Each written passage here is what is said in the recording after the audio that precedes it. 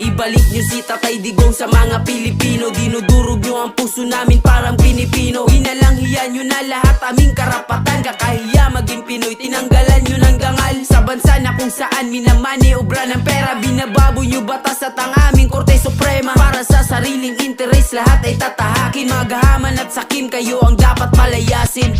Parang winalan nyo kami ng ama. Isang tunay na leader na mahal namin talaga. Hinangad niya lang sa bayan natin maipadama ang saganang pamumuhay na walang takot na dala. Binangga niya ang lahat para ang bayan ni Juan makatikim na mapayapang buhay at masimulan na tumayo at makabangon dahil sa kaululan ng mga ganid na politikong walang kabuluhan. Turugista, kriminal, rapist at magnanakaw. Tinugis niya at ang kamay na bakal ng ibabaw. Kaya maraming elitista na sa kanya ayaw dahil di siya kayang diktahan ng mga utak bangaw. Pas ngayon niyuyurakan ng pangalan niyan, dala ng mga taong nasa posisyon mapagsamantala. Mga walang utang na loob na dinadala. Pagtanaw na lang sana ang pinalibing ang kanyang ama. Ibalik nyo si Tatay Digong sa mga Pilipino. Dinudurog nyo ang puso namin parang Pinipino. Inalanghiyan nyo na lahat aming karapatan. Kakahiya maging Pinoy, tinanggalan nyo ng dangal. Sa bansa na kung saan minamani obra ng pera. Binababoy nyo batas at